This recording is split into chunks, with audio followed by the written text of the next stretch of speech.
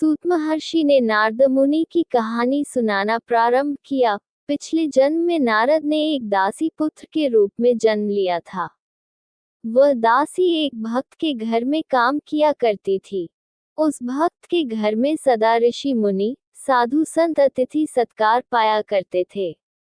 बालक नारद उन ज्ञानियों की सेवा में लगा रहता था। जरूरत के वक्त उन्हें पानी पिलाया करता था। विष्णु भगवान की महिमाओं की चर्चा भी बड़ी श्रद्धा व भक्ति से सुनता था। नीर यानी पानी देने वाले बालक का नामकरण नारदश करके वे लोग इसी नाम से उसे पुकारा करते थे। इस बीच नारद की मां सांप के डसने से मर गई। बालक नारद को अपने पिता का बिल्कुल पता न था। उसके साथ ही नारद को दासी पुत्र और अनाथ बालक कहा करते थे। कुछ ही दिनों में उस मकान के मालिक का स्वर्गवास हो गया। नारद को कहीं आश्रय नहीं मिला। वह इधर उधर भटकता था। भूख लगने पर यदि वह किसी मकान के सामने जाकर खड़ा हो जाता तो लोग उसे भगा देते थे और गालियां देते थे कि यह बालक ऐसा पापी है जिसे अपने पिता का भी पता नहीं है। नारद साधु स्वभाव का था, इसलिए नटखट बच्चे उस पर पत्थर फेंकते और उसे सताकर आनंद का अनुभव करते थे। गांव के लोगों से तंग आकर नारद सोचने लगा, इन मनुष्यों के बीच मेरा जन्म क्यों हुआ है? मैंने कौन सा अपराध किया है? ये लोग मेरे प्रति ऐसे अत्याचार क्यों करते हैं? आखिर कीड़े मकोड़े, जंगल के जानवर भी मजे से जी रहे हैं। शयों सोचते हुए नारद जंगल की ओर चल पड़ा। उसे ऋषि मुनियों की बातें याद हो आईं। मुझे भी तपस्या करके देवताओं के बीच जन्म लेना है। शयों निश्चय कर नारद ने तपस्या करना शुरू किया। अनाथों का जो रक्षक है, जो सारे जगत का पिता है, वही मेरे लिए भी पिता है। वह मुझे कुछ भी बनाए, पसंद है। इस प्रकार सोचते नारद ने समय का ख्याल किए बिना भयंकर तपस्या शुरू कर दी। नारद की तपस्या पूर्ण हो गई। उसके भीतर एक तेज ने प्रवेश किया। एक ज्योति के रूप में प्रत्यक्ष होकर विष्णु भगवान ने कहा, वत्स नारद, तुम मेरे अंदर विलीन होने जा रहे हो। इसके बाद तुम ब्रह्मा के मानस पुत्र के रूप में जन्म धारण करोगे। तुम चिरंजीवी होकर तीनों लोकों का भ्रमण करते हुए सदा मेरी स्तुति किया करोगे। इसके बाद नारद ने विष्णु के अंश को लेकर ब्रह्मा के मानस पुत्र के रूप में जन्म लिया और देवमुनि के रूप में पूजा पाने लगे। विष्णु भगवान की लीलाओं के अवतारों में एक नारद का अवतार भी बताया गया है। ऐसे नारद मुनि से उपदेश पाकर ध्रुव तेज गति के साथ आगे बढ़े चले जा रहे थे। उस समय उत्तम कुमार रोते हुए आ पहुंचा और ध्रुव के सामने हाथ फैलाकर उनको रोकते हुए बोला, भैया, आप कृपया जंगल में मत जाइए। आप जंगल में चले जाएंगे तो मैं किसके साथ मिलकर हरि का भजन करूंगा? मेरी माताजी ने आपको डांटा, पर मैंने क्या किया है? मुझ पर आप क्यों नाराज होते हैं? आप रुक जाइए। शयों कहते हुए उत्तम फूट फूट कर रोने लगा। ध्रुव ने उत्तम कुमार के गले लगकर समझाया, मेरे छोटे भैया, मेरी माताजी ने मुझे जन्म दिया। मुझे क्या ये साबित नहीं करना है कि मेरी माताजी भी महान है? इसीलिए मैं जा रहा हूँ। उत्तम बोला, तब तो मैं भी आपके साथ चलूंगा। आप तपस्या में लग जाइए। मैं आपके लिए कंद मूल फल लाया करूंगा। ऐसा करने पर तुम्हारी माँ रोएंगी। मेरे छोटे भाई, मैं तुम्हारा बड़ा भाई हूँ, इसलिए तुम्हें मेरी बात माननी ही पड़ेगी। जाओ। ध्रुव ने कहा। ध्रुव के मुंह से ये बातें सुनकर उत्तम कुमार वहीं पर लुढ़क पड़ा और रोने लगा।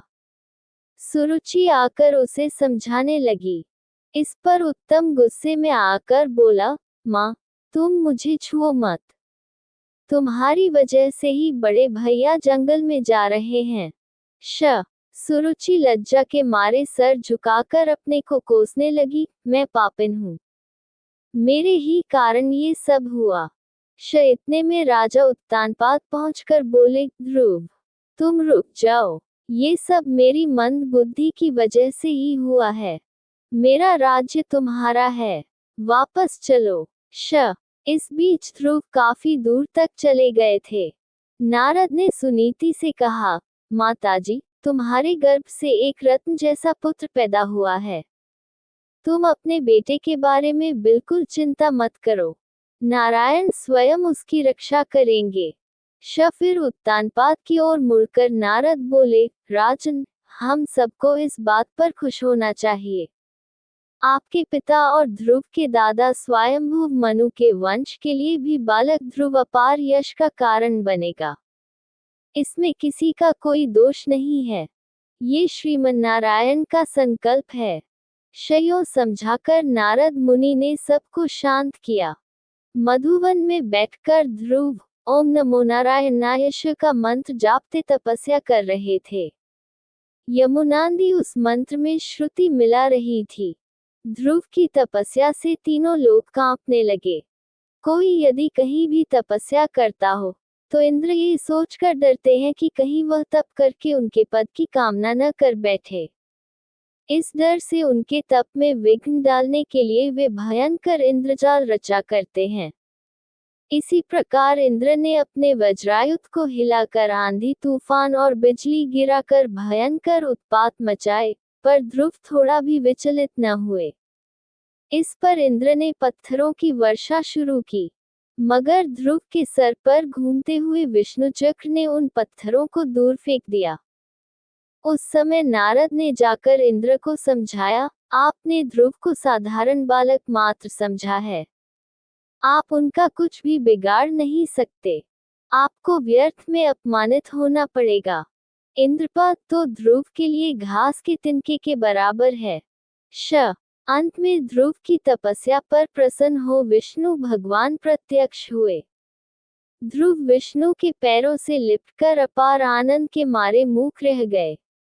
वे अपने मन में सोचने लगे, भगवान, मैं पूर्ण हृदय से आपकी स्तुति करना चाहता हूँ, लेकिन मैं एक छोटा बालक हूँ।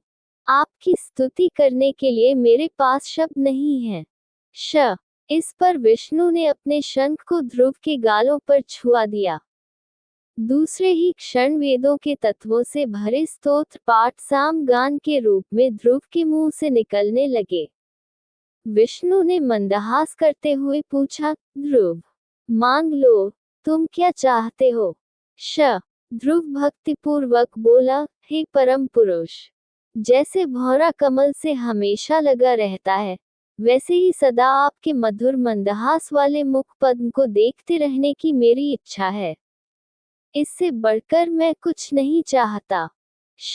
अच्छी बात है, लेकिन पहले तुम अपने राज्य में जाकर धर्म का पालन करते हुए शासन करो।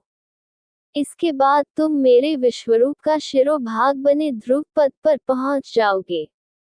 कल्पांतों के बाद भी तुम उस अचल पद को ग्रहण कर सदा प्रकाशमान रहोगे। शयों समझाकर विष्णु भगवान अंतर्धान हो गए। इसीलिए ध्रुव को अनुग्रह प्रदान करने वाले विष्णु का अवतरण ध्रुव नारायणावतारश कहा गया है। इसके बाद ध्रुव अपनी महिष्मतिपुरी में आ गए। उत्तानपाद ध्रुव को अपना राज्य सौंपकर तपस्या करने चले गए। उत्तम कुमार का अभी तक विवाह नहीं हुआ था। राजधर्म के अनुसार जंगली जानवरों से जनता की रक्षा करने के लिए वह शिकार खेलने गया। हिमालय के पहाड़ी जंगलों में दुष्ट यक्षों ने उस पर हमला करके उसको मार डाला। अपने पुत्र की मृत्यु पर सुरुचि दुखी हो वहां पर पहुंची और जंगल के दावानल में फंसकर भस्म हो गई। ध्रुव ने यक्षों का नाश करने के लिए यक्षगण अलकापुरी को घेर लिया। मायावी यक्षों ने अपनी क्षुद्र मायाओं का उन पर प्रयोग किया। ध्रुव ने नारायण अस्त्र के द्वारा मायाओं को विफल बनाकर उनको हरा दिया। यक्ष राज कुबेर ध्रुव की शरण में आए। उनसे मैत्री करके उनको संपत्ति देकर वापस भेज दिया। ध्रुव के कई पुत्र हुए। उन्होंने अनेक वर्षों तक आदर्श शासन द्वारा स्वयंभू मनुवंश को यश प्रदान किया। अनेक वर्षों तक शासन करने के बाद ध्रुव ने अपने ज्येष्ठ पुत्र का राज्याभिषेक किया और वे बदरिकाश्रम में चले गए। वहां पर भगवान विष्णु का ध्यान करते हुए स्वर्ण शरीर को प्राप्त किया। भगवान विष्णु के आदेश पर उनके सेवक एक विमान ले आए। वे लोग भी देखने में विष्णु के समान थे और उनके भी 4-4 हाथ थे। ध्रुव उन दूतों से बोले, मेरी माताजी के लिए जो पद प्राप्त नहीं है, उसकी मुझे भी जरूरत नहीं। इस पर विष्णु के दूतों ने उनके आगे एक दिव्य विमान में जाने वाली सुनीति को दिखाया। इसे देख ध्रुव प्रसन्न हो उठे।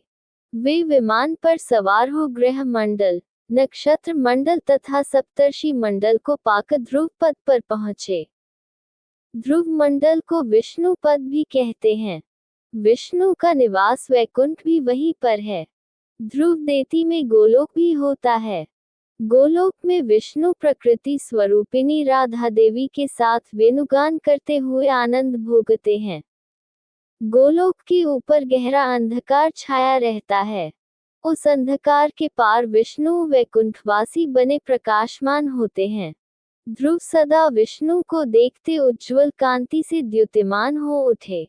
खूंटे से बंधी गाय की भांति सप्तर्षि मंडल उनकी प्रदक्षिणा किया करता है। समस्त ग्रह गणों से पूर्ण शिशुमार चक्र उनके नीचे परिभ्रमण करता रहता है। गोलोक के नीचे ब्रह्मा का निवास सत्यलोक, तपलोक, जनलोक, महलोक, स्वलोक, भुवलोक, भूलोक नामक 7 ऊर्ध्वलोक तथा भूलोक के नीचे अधोलोक कहलाने वाले अतल, वितल, सुतल, रसातल, तलातल, महातल और पाताल लोक ये 7 मिलाकर 14 लोकों के ऊपर विश्व के शिवराग्र पर ध्रुव समस्त दिशाओं के लिए दिशासूचक बनकर अचल पद नक्षत्र के रूप में प्रकाशमान रहते हैं। लगन हो तो छोटे बड़े सभी कार्य साधे जा सकते हैं। इसका प्रमाण 5 साल की उम्र में ही तप करने जाने वाला ध्रुव है। शयों ध्रुव की कहानी समाप्त कर सूत महर्षि फिर सुनाने लगे। अगर मत्स्य केवल जलचर है तो कच्छप यानी कछुआ जल और भूमि पर भी चलता है। जल में से प्राणी भूमि पर आ गया यानी जलचर की दशा से भूचतक का विकास हुआ। इसीलिए कछुए के रूप में विष्णु अवतरित हुए जो दशावतारों में दूसरा अवतार है। इन शब्दों के साथ सूत मुनि ने कूर्मावतार की कहानी शुरू की। देवता व राक्षस क्षीर सागर का मंथन करके अमृत पाने के लिए तैयार हो गए। बाहुबल और संख्या की दृष्टि से भी शक्तिशाली बने राक्षसों ने सोचा कि अगर अमृत प्राप्त होगा तो सारा अमृत उन्हीं लोगों का हो जाएगा। राक्षसों को अमृत के द्वारा अगर अमृतत्व प्राप्त हो जाएगा तो हमारा क्या नुकसान होगा। सारी जिम्मेदारी विष्णु की ही मानकर देवता उन्हीं पर विश्वास करने लगे। क्षीरसागर पर मंदर पर्वत को मथानी के रूप में खड़ा करके महासर्प वासुकी को रस्से के रूप में लपेटकर समुद्र का मंथन करने का निर्णय हुआ।